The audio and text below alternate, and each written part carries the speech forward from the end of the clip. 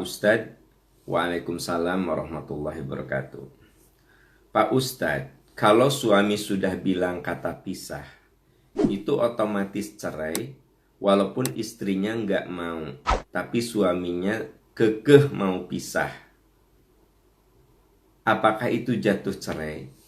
Ya tentu saja kan cerai itu ada di tangan suami. Jadi walaupun Anda nangis sampai meneteskan air mata darah nggak mau cerai, tapi kalau suami sudah menceraikan, ya yang namanya cerai itu kan boleh dengan bahasa eksplisit, saya menceraikan kamu, saya mentalak kamu.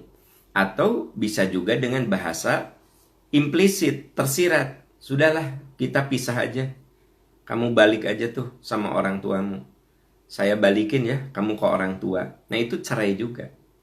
Tapi tentu saja karena kita ada di negara hukum, waktu Anda menikah, datang ke KUA, mendaftarkan diri, kemudian Anda juga punya surat nikah, ya tentu bercerai juga Anda kudu melalui jalur hukum, ya. Tidak cukup sekedar udah kita pisah saja, udah kamu balik saja ke orang tua. Ya datang ke pengadilan agama. Kalau mau nikah itu datang ke KUA, kalau mau bercerai itu datang ke pengadilan agama. Nanti pengadilan agama menguatkan secara hukum tentang perceraian Anda sehingga keluarlah surat cerai. Jadi nggak bisa cuma sekedar udah balik ke orang tuamu, udah kita pisah aja. Ya tentu saja kan kudu diurus secara legalitasnya. Tapi yang jelas ketika seorang suami itu menyatakan cerai, ya walaupun istri teriak-teriak, nangis-nangis, nggak mau cerai ya, karena cerai itu otoritas suami gitu. Nah, bagaimana kalau istri mau meminta cerai? Nah, itu namanya gugat cerai, yaitu dalam bahasa agama disebut dengan khulu. Khulu itu artinya mengembalikan mas kawin kepada suami. Kalau seorang istri merasa dizolimi, ya, itu seperti yang tertera dalam surat nikah. Di situ ada kata-kata, ada kalimat, bila sewaktu-waktu suami tidak menafkahi selama 3 bulan berturut-turut, atau memperlakukannya dengan kasar, mengalami KDRT, baik KDRT fisik ataupun KDRT psikis, terus menghilang selama 1 tahun tanpa alasan, ya ujug-ujug menghilang gitu, nggak jelas, alias dia tidak bertanggung jawab, maka jatuh talak 1 kan di buku nikah begitu. Maksudnya Anda datang ke pengadilan agama untuk memprosesnya. Kalau Anda 3 bulan aja, 4 bulan tidak dinafkahi, ya secara lahir atau batin, kan itu sudah jadi alasan. Jadi dua-duanya punya kekuatan. Suami boleh menceraikan istri kalau ada alasan syar'i. Seorang istri boleh menggugat cerai suami kalau ada alasan syar'i. Jadi selalu harus ada alasan syar'i. Itu yang paling pokok, ya. Wallahu a'lam bishawab. Kita beralih ke pertanyaan berikut. Assalamualaikum Pak Aam. Waalaikumsalam warahmatullahi wabarakatuh. Apakah mengadzankan jenazah itu wajib? Karena ada yang bilang ke saya kalau itu wajib. Mohon penjelasannya. Apakah mengadzankan jenazah itu wajib? Ya kita lihat saja apa yang dilakukan Rasul kepada para sahabatnya. Apa yang dilakukan para sahabat kepada Nabi SAW ketika wafat. Silahkan cari di dalam buku-buku hadis, ya. Apa ada dalil orang mau dikuburkan diazani gitu? Tidak ada dalilnya. Saya mengatakan begini tanpa mengurangi rasa hormat saya. Silahkan di bab jenazah dibuka, ya, di bab azan dibaca. Coba di dalam kajian-kajian fikih dibaca. Tidak ada statement yang kuat, ya, yang ada dalil yang mengatakan bahwa orang mau dikuburkan tuh diazani. Tidak ada dalilnya, saudara-saudara sekalian. Kan kalau kita mau melakukan ibadah, prinsipnya apa? Laqad kana lakum fi Rasulillahi uswatun hasanah.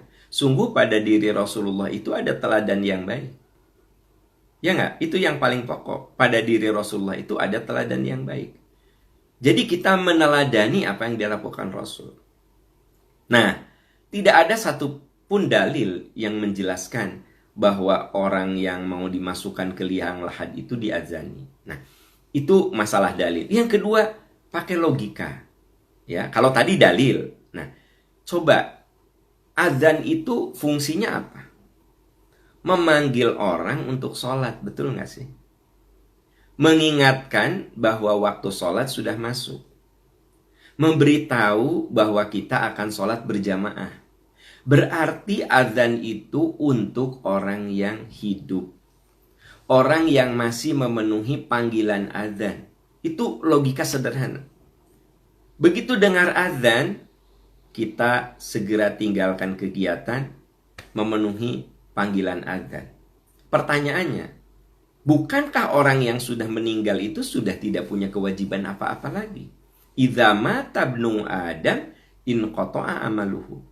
Bila manusia mati, terputus amalnya. Sudah terputus. Illa min salasin, kecuali 3. Ilmun yuntafa'u bihi, ilmu yang bermanfaat, ilmu yang diamalkan, disebarkan. Shadaqatun jariyah, sedekah jariyah, wakaf, ya. Waladun solihun yad'u lahu, anak soleh. Jadi kalau orang udah mati itu inqata'a, udah selesai tugas dia. Tidak ada taklif, tidak ada kewajiban. Nah, ini masih diajak sholat. Kan nggak masuk akal juga ya. Jadi, tanpa mengurangi rasa hormat saya kepada yang suka berazan saat memasukkan mayat ke kuburan, tolong dibaca lagi dalil-dalilnya. Saya tidak menemukan dalil sahih satu baris pun yang menjelaskan bahwa orang yang akan dimasukkan ke liang lahat itu diazani. Itu tidak ada dalilnya. Jadi langsung saja kita masukkan ke liang lahat, bismillahi ala millati rasulillah. Sudah itu, kuburkan. Ya. Nah, yang ada dalilnya setelah dikuburkan, Nabi meminta kepada yang mengantarkan untuk tidak bubar dulu. Kata Nabi, wahai saudara-saudaraku, mari kita doakan almarhum, ya, fas'alullahu tathbit. Mohonlah kepada Allah agar orang yang dikuburkan ini, almarhum ini, diberi keteguhan. Fa innal ana yus'alu. Karena sekarang sebentar lagi dia akan dihisab kubur. Itu yang dicontohkan oleh Rasulullah Sallallahu Alaihi Wasallam. Tapi tidak ada dalil ketika masuk ke liang lahat itu azan. Wallahu a'lam bishawab. Saya mengatakan hal ini tanpa mengurangi rasa hormat saya kepada yang suka melakukan. Paling permohonan saya satu, coba cari dalil, karena al-muthbit yutlabud dalil. Orang yang beramal itu, yang mengamalkan itu dituntut dalil, ya. Wallahu a'lam bishawab. Ya, kita beralih ke pertanyaan berikutnya. Assalamualaikum Pak Aam. Waalaikumsalam warahmatullahi wabarakatuh. Mana yang mesti saya dahulukan seandainya saya mempunyai rezeki? Wakaf untuk masjid atau berkurban atas nama almarhum? Terima kasih Pak Aam. Begini Bu, ya, saya pernah menyampaikan di forum ini bahwa kita boleh bersedekah atas nama orang tua menurut hadis Sahih Bukhari nomor 2575,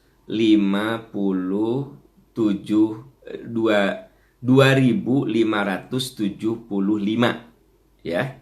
Nah, jadi ada seorang sahabat yang saat ibunya meninggal, dia tidak ada di tempat. Lalu dia bertanya kepada Rasul, "Ya Rasulullah, apakah berguna kalau saya bersedekah atas namanya?" Kata Nabi, "Na'am, iya." Nah, lalu orang itu mengatakan, "Ushiduka, saksikanlah ya Rasulullah, anna haid anna haitil mihraf sodakotun laha.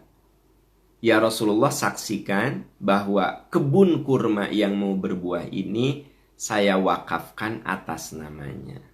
Jadi bukan berkurban atas namanya, bukan Bu. Kalau ibu kurban ya kurban, bukan umroh atas namanya. Tolong bedakan ya teman-teman sekalian. Jadi Anda bukan ibadah, misalnya gini, sholat atas nama orang tua. Nah itu tidak tepat. Kurban atas nama orang tua, kalau sudah wafat ya, tidak tepat. Ini kaitannya dengan rezeki. Misalnya Anda wakaf Quran atas nama orang tua, wakaf masjid atas nama orang tua. Nah itu ada dalilnya. Tapi tidak ada dalilnya umroh untuk orang tua. Ya, sholat pahalanya untuk orang tua. Sholat pahalanya untuk Anda. Di dalam sholat Anda doakan gitu ya. Di dalam sholat Anda doakan orang tua. Anda umroh, di dalam umroh doakan orang tua. Jadi bukan umroh atas nama orang tua, bukan. Kurban atas nama orang tua, bukan. Bukan begitu logikanya. Jadi kalau Anda punya rezeki, Anda punya harta, ya, ini saya mau wakaf atas nama orang tua saya. Apakah bermanfaat ya Rasulullah? Dalam hadis Sahih Bukhari dikatakan na'am, iya. Maka sahabat itu mengatakan, saksikanlah bahwa kebun kurma yang mau berbuah ini saya sedekahkan, saya wakafkan atas nama ibu saya. Jadi bukan ibadah, harta. Anda sekarang punya harta, ya, sebut saja punya uang 1 juta. Saya wakaf atas nama ibu saya. Itu boleh dalam Sahih Bukhari nih, ya kan? Gitu. Tidak mungkinlah Imam Bukhari mencantumkan hadis asal-asalan. Pasti itu ada alasan kenapa beliau mencantumkan hadis itu. Itu hadis sahih, nggak usah ragu, gitu loh. Nah, ya, jadi berkaitan dengan harta, berkaitan dengan ibadah, ya Anda sendiri yang berniat dengan ibadah-ibadah itu. Jadi Anda sendiri yang berniat dengan ibadah-ibadah itu. Kurban ya untuk Anda, sholat untuk Anda, tahajud untuk Anda. Di dalam tahajud doakan orang tua, di dalam umroh doakan orang tua, di dalam sholat doakan orang tua. Nah gitu. Kalau Anda berkurban, Anda akan dikategorikan sebagai anak soleh, ya, yang pahalanya untuk orang tua gitu. Wallahu a'lam bishawab. Ya, ya. Kita beralih ke pertanyaan berikutnya. Assalamualaikum Ustadz. Waalaikumsalam warahmatullahi wabarakatuh. Kalau suami istri cekcok, suami keceplosan nyebut pisah, apakah sah talaknya? Kalau besoknya mau balik lagi gimana rujuknya? Ya kalau sah dan tidaknya tanya ke suami, itu kamu serius tidak? Gitu loh. Makanya ada yang tidak boleh asal ngomong, yaitu cerai, yaitu pisah, ya gitu. Ya, cekcok dikit dah pisah, cekcok dikit dah pisah. Ini laki-laki macam apa? Begitu gampang mengucapkan pisah. Nah, jadi ada yang tidak boleh diucapkan sekalipun canda. Awas hati-hati. Sekalipun canda itu nggak boleh diucapkan, yaitu kata cerai. Mah, ini mah canda aja ayah mah ya. Kalau misalnya kita cerai, ya, itu tuh istighfar nggak boleh. Jadi cerai itu canda saja nggak boleh. Kata cerai itu canda saja nggak boleh. Kebayang nggak sama Anda? Gitu loh. Jadi jangan pernah mengucapkan kata pisah sama istri yang niatnya cerai, bercerai, atau udah balik sama orang tua gitu. Sekalipun canda. Kalau Anda bercanda seperti itu, istighfar, taubat kepada Allah bahwa itu ucapan yang kategorinya munkar. Ucapan yang kategorinya dimarahi, dimurkai Allah begitu. Apalagi kalau serius. Nah, makanya kalau cekcok dikit, kan ada orang yang cekcok dikit, ya. Sampai ada orang ya, saya tuh nggak ngerti. Hanya karena urusan sepele misalnya, mah kunci mobil tadi di mana ya? Iya ari ayah, kan sama ayah tadi. Awewe kieu mah kudu dicarai ya tuh. Nah, kan ayah nu sekedar begitu kemudian awewe kieu mah kudu dicarai ya tuh. Nah, Tolong bapak-bapak, nggak boleh Anda ngomong-ngomong seperti itu. Itu sesuatu yang dimurkai Allah, ya. Oke, jadi ya Anda tinggal make sure cara rujuknya gimana. Tanya, ayah tuh tadi serius tidak? Enggak, ayah teh keceplosan. Udah, ayah istighfar, kita istighfar dan jangan pernah diulangi lagi. Kasih tahu seperti itu. Ya. Pertanyaan berikutnya, Assalamualaikum Ustadz. Waalaikumsalam warahmatullahi wabarakatuh. Saya punya kebiasaan tidur lagi setelah terbit matahari. Apakah itu dibolehkan? Karena orang bilang tidur lagi setelah subuh itu makruh. Sementara saya sudah zikir, baca Quran dan sholat subuh dan mendengarkan kajian.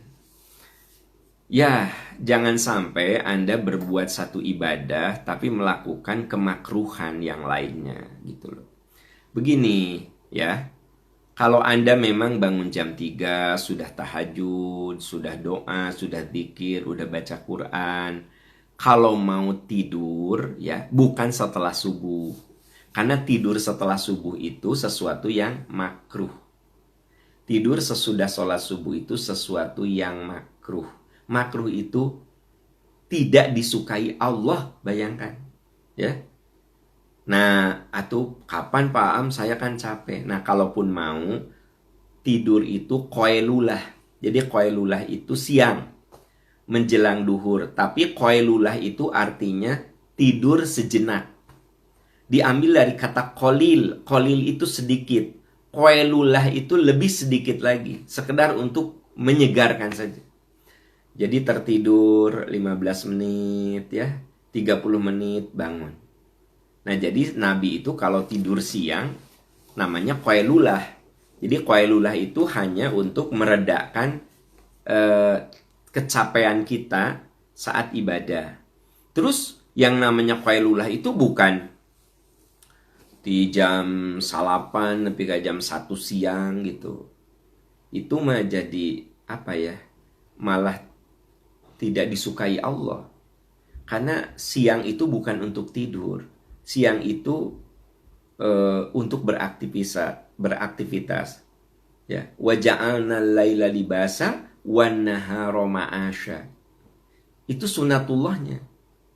Allah telah jadikan malam itu untuk istirahat dan siang itu untuk beraktivitas. Jadi bagi Anda yang benar-benar bisa mengikuti ini, alhamdulillah. Kecuali ada saudara-saudara kita yang memang terpaksa, ya, dia harus bertugas malam. Nah, bagi Anda yang kita yang memang bukan karena tugas, ya, jangan dibiasakan diubah siang jadi tidur, malam jadi aktivitas. Tetap kudu mengikuti ritme tubuh kita. Tanya deh ahli kesehatan, tanya. Malam itu yang terbaik untuk mengistirahatkan tubuh kita. Wa ja'alna laila libasa wa ja'alna nahara ma'asya. Allah berfirman begitu. Tolong digarisbawahi ya, jangan sampai kita tahajud rajin dari jam 2, tapi seharian tuh wah, ba'da subuh bobo sampai jam 11. Sampai suami pergi ke kantor nggak tahu, anak-anak pergi ke sekolah nggak tahu, sarapannya juga dibiarin begitu saja. Nah, ini gimana ya? Yang wajib ditinggalkan, yang sunnah dikerjakan. Karena walau bagaimanapun ibu-ibu, yang wajib bagi Anda itu memanage rumah tangga. Itu tuh wajib, ya. Menyiapkan sarapan untuk anak-anak, menyiapkan persiapan untuk suami, menghantarkan suami dengan senyum, dengan doa, menghantarkan anak-anak ke sekolah dengan kasih sayang. Itu wajib, ya. Apalagi sekarang belajarnya di rumah, maka Anda total jadi guru, jadi ibu, merangkap semuanya. Jangan sampai Anda malah tidur gitu, ba'da subuh tidur, ya. Kata anak-anak teh, aduh sarapan gimana? Si mamah tadi malam tahajud, makanya sekarang bobo. Nah, tolong ibu-ibu ya, please lah. Islam itu agama yang anggun, Islam itu agama yang indah. Ngapain Anda tahajud tapi kewajiban ibu rumah tangga ditinggalkan? Naon sih, ya? Apa sih gitu loh. Coba. Di mana letak indahnya Islam? Ya, Rasulullah tuh pernah marah kepada orang yang meninggalkan kewajiban. Ada seorang lelaki cerita, saya malam tidak pernah tidur, saya tahajud terus. Siang saya puasa terus. Dan saya sudah lama tidak menyentuh istri saya. Nabi marah gitu loh. Kata Nabi, semua itu ada haknya. Kamu kalau malam tidak perlu begadang. Bangun. Ya, kamu untuk sholat. Siang kamu tidak perlu puasa tiap hari. Kalau mau, saum Daud saja. Aku saja tidak pernah puasa tiap hari, kata Nabi, kecuali Ramadan. Kalau mau Daud, sum yauman waftir yauman. Terus istrimu juga punya hak untuk diperlakukan secara baik. Anak-anakmu juga punya hak untuk diperlakukan secara baik. Bapak, Ibu, sahabat-sahabat tercinta, yuk kita amalkan Islam yang indah. Ya, jujur loh, ada suami yang ngeluh ke saya. Asli ini mah. Pak Am, alhamdulillah istri saya sih sekarang hijrah. Tapi saya lihat ya jadi kurang aware gitu, kurang care ke anak-anak, ke saya. Habis dia tuh bangun jam 3, Pak Am. Habis sholat subuh tuh dia tidur lagi, Pak Am. Udah gitu duha, dia sholat duha 12 rakaat. Terus baca Quran gitu ya. Kalau hari Minggu saya lihat, kadang-kadang kita mau sarapan juga sama anak-anak, akhirnya GoFood gitu. Kenapa? Karena kan anak-anak juga bilang, itu si mamahnya masih baca Quran. Nah, jadi si bapak itu bilang, Pak A, memang apa hijrah harus kayak begitu? Saya bilang, istri Anda hijrah tapi nggak pakai ilmu. Ya kan gitu. Karena yang benar itu bukan begitu. Ya, seorang istri tetap seorang istri. Kalaupun Anda mau baca Quran, nantilah setelah kewajiban Anda sebagai istri terlaksanakan. Terus ngapain Anda habis subuh tidur karena dengan alasan tadi malam mama tahajud gitu loh.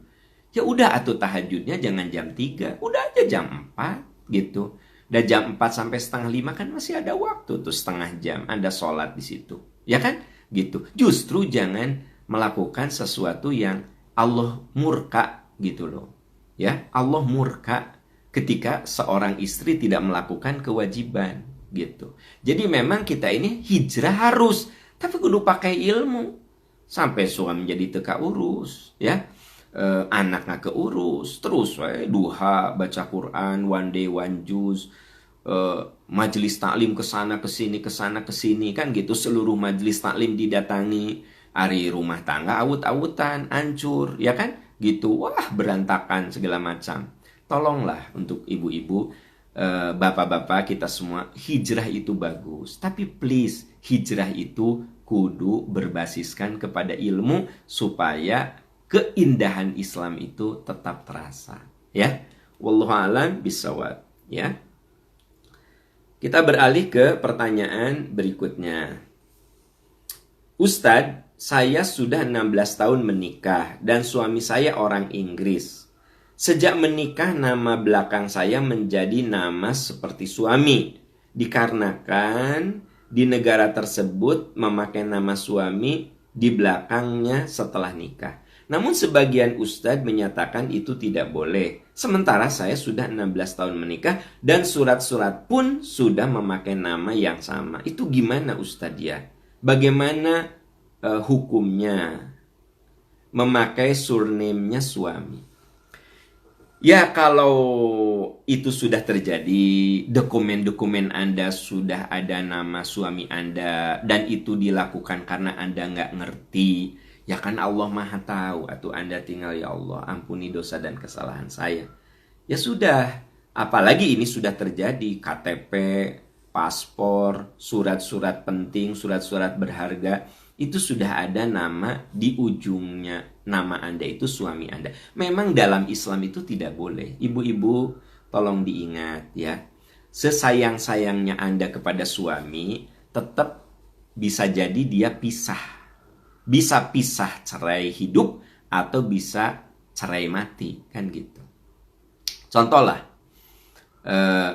Ani Yuningsih Suherman. Ani Yuningsih Suherman. Suherman itu suaminya. Nah, meninggallah Pak Suherman ini. Ibu Ani mau nikah lagi. Coba, bagaimana tuh? Ya, nikah dengan Iwan. Apakah diubah? Ani Yuningsih Iwan. Begitu, kan? Gitu. Itu jadi yang perlu Anda perhatikan di situ. Jadi dengan demikian, yang perlu digarisbawahi adalah jangan mencantumkan nama suami, ya, nama suami di belakang nama kita, karena dia tidak bersifat abadi. Yang boleh, ya, yang boleh adalah kita mencantumkan nama di belakang kita adalah nama ayah. Nama ayah. Ani Yuningsih Suherman. Suherman itu nama ayahnya. Boleh. Boleh. Kenapa? Karena ayah itu kan abadi. Ya, seperti halnya di akte kelahiran, bin itu kan ke ayah. Ya, gitu loh. Ya, maaf nih. Ini kameranya katanya nggak fokus. Kenapa ya? Saya juga nggak ngerti nih. Nah, oke. Fokus lagi sekarang ya, Bu ya. Oke. Nah, jadi saudara-saudara sekalian, ya, intinya sederhanalah. Jangan menurut Islam, jangan menyimpan nama suami mau di depan kita atau di belakang kita. Itu sesuatu yang diharamkan. Kenapa? Suami itu temporer. Dia bisa cerai karena cerai hidup, dia bisa cerai mati. Anda boleh mencantumkan nama di belakang atau di depan bukan suami Anda, tapi ayah Anda. Itu mah boleh ayah. Ya, dan itu logik gitu, masuk akal, ya kan? Gitu. Nah, tapi masalahnya Anda udah 16 tahun, udah gitu teh. Anda nikah dengan orang Inggris, di sana itu ada apa? Saya tidak tahu apakah itu keharusan atau bagaimana. Ya, itu kan namanya sesuatu yang sudah terjadi 16 tahun yang lalu. Ya sudah, sekarang mah Anda tinggal, ya Allah ampuni hamba. Hamba tidak tahu, hamba bodoh, hamba jahil, ya Allah tolong mas ampuni. Ya sudah, bagaimana surat-suratnya Pak Am? Ya sudah, dia berjalan saja apa adanya, biarkan saja. Yang penting kita sudah bertobat. Nah, bagi Anda yang belum dan sudah tahu, jangan pernah lakukan itu. Jangan pernah lakukan itu. Karena itu sesuatu yang diharamkan. Nah, tapi Pak Am kalau di kantor, ya di kantor suka dipanggil teh apa? Ibu Agus, Ibu Wawan, ya, Ibu Asep. Nah, kalau itu kan namanya panggilan keakraban. Beda lagi kalau itu. Kan tidak sampai mengubah nama.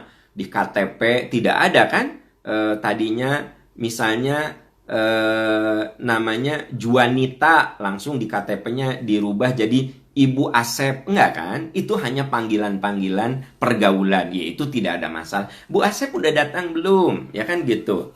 Bahkan ada yang Ibu Dirut, ya kan gitu. Ibu Dirut, padahal kan direktur utama terbatas waktunya. Ibu Dirut mana Ibu Dirut? Ya, Ibu Wadir, Wadir hiji, Ibu Wadir hiji. Nah kan gitu. Ibu Wadir tilu, Ibu Wadir tilu. Wakil direktur tilu maksudnya. Ya itu kan namanya juga bahasa pergaulan. Ya tentu tidak ada masalah kalau itu. Ya, yang bermasalah kalau dokumen-dokumen sampai semuanya dirubah. Nah itu yang bermasalah. Dan kalau sudah terjadi ya sudahlah. Kita tinggal taubat sama Allah. Tidak perlu si dokumen-dokumennya. Wah, kebayang itu. Bahkan di satu negara mah harus lewat pengadilan segala macam. Udahlah. Yang penting Anda tahu hukumnya sekarang. Wallahu a'lam bishawab.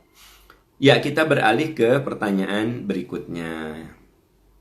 Assalamualaikum Pak Am. Waalaikumsalam warahmatullahi wabarakatuh. Bagaimana cara memahami ayat-ayat Quran yang benar? Apa cukup dengan membaca terjemahannya saja? Begini Bu, ya, setiap orang punya kapasitas. Setiap orang punya kelas lah gitu, ya. Nah, yang penting pertama, ada keinginan dari diri kita untuk belajar Islam. Itu yang pertama. Dan memang ketika berbicara tentang belajar Quran, itu ada 3 tahap. Ada 3 level maksud saya. Pertama, level yang baru berkutat di bacaan. Itu yang disebut dengan qiraah. Qiraah itu Anda membaca, ya. Anda membaca, sekalipun Anda tidak tahu bacaannya, tidak mengerti isinya, bahkan bacaan Anda juga masih terbata-bata. Tidak apa-apa. Dan Anda tetap berpahala. Kata Nabi, "Walladzi yaqra'uhu wa yata'ta falahu ajroni." Orang yang belajar Quran, membaca Quran, sekalipun terbata-bata, baginya 2 pahala. Sok, belajar yang sungguh-sungguh, sekalipun terbata-bata, salah-salah, ya. Baca alif lam mim jadi anama. Nah, kan biarin Da, namanya juga belajar, nanti dibenerin, ya. Orang lain mah yasin, dia mah yasa, kan gitu. Oke, namanya juga belajar. Sok, bagi orang yang belajar itu falahu ajron, baginya 2 pahala. Nah, kalau sudah Anda belajar baca, nanti meningkat. Nah, kalau Anda belum lancar, Anda belajar tahsin. Tahsin itu memperbaiki bacaan. Nah, nanti bacaan Anda yang terbata-bata di-upgrade, ditingkatkan dengan belajar, maka Anda masuk ke level yang kedua, tilawah. Kalau tilawah itu membaca Quran dan sudah benar bacaannya. Makanya di Indonesia disebut musabaqah tilawatil Quran. Karena yang ikutnya yang sudah hebat-hebat, udah benar bacaannya. Bukan musabaqah qiraatil Quran, musabaqah tilawatil Quran sebenarnya, ya. Karena tilawah itu membaca dengan benar bacaannya. Nah, yang ketiga tadabur. Kalau tadabur tuh membaca dan berusaha memahami maknanya. Nah, makna itu dimulai dari terjemah. Nah, makanya sahabat-sahabat tercinta, coba Anda lihat, Anda miliki namanya terjemah Al-Mu'asir. Terjemah Al-Mu'asir itu terjemahan dasar di mana di setiap kata, kalimat yang butuh penjelasan itu ada footnote-nya. Ada footnote-nya. Nah, itu namanya terjemah Al-Mu'asir. Jadi kalau Anda cari Al-Quran, coba cari terjemah Al-Mu'asir. Karena Al-Mu'asir ini dia bukan hanya terjemah, tapi juga ada footnote tafsir singkat. Nah, gitu ya. Nah, dari situ meningkat lagi Anda membaca buku tafsir. Nah, makanya saya mulai dari tafsir juz amma. Saya sudah tulis tafsir Al-Hikmah.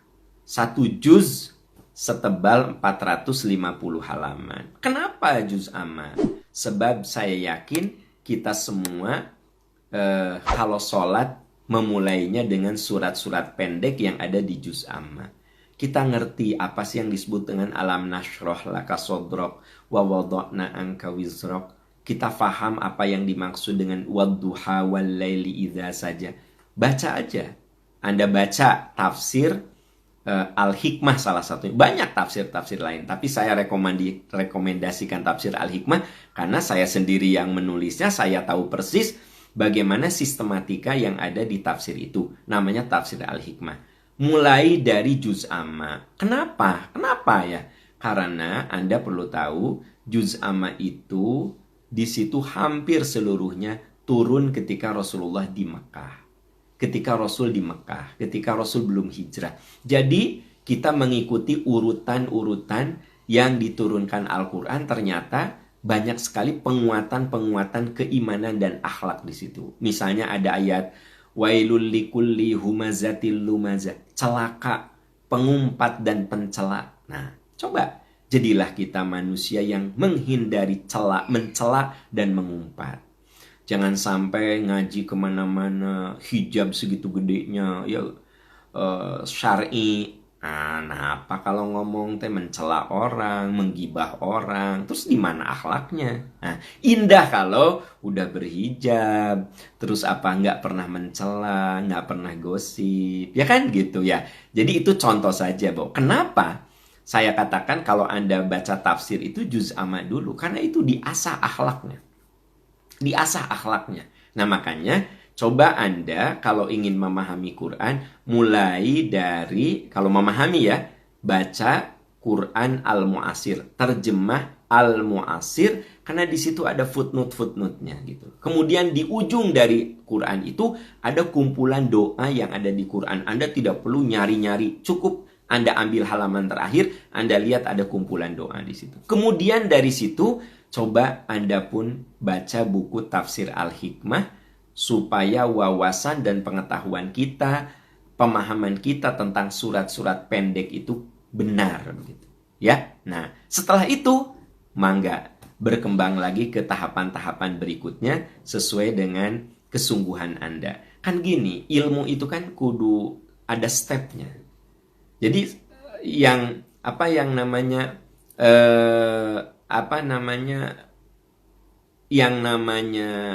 belajar itu ada kurikulumnya gitu. Makanya yang saya sampaikan tadi adalah kurikulum dasar. Kurikulum dasar, ya. Oke, Bapak Ibu, sahabat-sahabat sekalian, itu jawaban saya. Semoga bermanfaat, ya. Kita beralih ke pertanyaan berikutnya. Assalamualaikum Pak. Waalaikumsalam warahmatullahi wabarakatuh. Boleh nggak kalau dengar adzan langsung sholat, sedangkan adzan belum selesai, alias masih berkumandang? Dan apa saja bacaan duduk di antara dua sujud yang bacaan antara dua sujud gitu ya. Oke. Jadi ada dua pertanyaan. Pertama, kalau azan belum selesai Anda sholat boleh tidak? Ya boleh-boleh. Kalau nanya boleh dan tidak ya boleh kan gitu. Tapi kalau Anda sedang di masjid, harusnya Anda dengar azan dulu, menjawab azan dulu. Kalau Anda sholatnya di masjid. Tapi kalau Anda sholatnya di rumah, ya, afdol kalau Anda menjawab azan dulu. Ya, setelah itu baru Anda sholat. Ini kalau bicara tentang keafdolan. Walau bagaimanapun, Anda dianjurkan, saya dan kita semua dianjurkan untuk menjawab azan. Tapi Pak Aam, kalau di Antapani itu, ada ibu-ibu orang Antapani. Pak Aam, iya baru Allahu Akbar, Allahu Akbar. Di sini hayya 'alas shalah gitu. Di sini asyhadu. Jadi saya jawab yang mana? Ya tentukan salah satu. Nggak mungkin Anda semua jawab kan? Tentukan saja salah satunya. Ya, tentukan salah satunya. Pilih. Oh, misalnya yang paling Yang paling deket dulu deh, ya. Yang paling deket dulu deh gitu ya. Yang paling deket dulu yang mana? Gitu. Nah, kita tentukan, ya. Jadi, nggak mungkin. Allah, asyhadu an la. Pilihlah salah satu, ya. Nggak usah semuanya Anda jawab, begitu. Jadi, afdolnya jawab dulu. Apakah mau yang terdekat? Boleh. Atau di tempat masjid yang sering Anda sholat di situ. Pilihlah salah satu, pokoknya tentukan aja salah satu. Terserah kebijakannya mau yang terdekat, mau yang terkeras, mau yang kenal suara. Ini nih Pak Haji Ahmad ini yang adzan, Pak Haji Ahmad. Aku mah hanya dengar adzannya Pak Haji Ahmad. Boleh gitu. Pokoknya silahkan saja. Yang jelas selesaikan dulu. Ini afdolnya ya. Jawab dulu adzan, setelah itu sholat, ya. Kecuali kalau memang Anda terburu-buru, misalnya Anda harus ke mana, harus pergi gitu, itu kan namanya sesekali. Kalau sesekali sih, ya namanya orang tidak apa-apa gitu, ya. Yang paling parah apa? Habis ini takut drama Korea mulai. Nah itu ya. Langsung. Ini masih adzan maghrib nih. Udah sholat ya. Kata suami teh, Mama jawab dulu adzan. Itu drama Korea bentar lagi. Nah gitu. Drakor ya. Oke. Bapak Ibu, sahabat-sahabat tercinta, itu yang bisa saya jawab ya, karena waktunya sudah habis. Semoga Allah memberkahi kita dan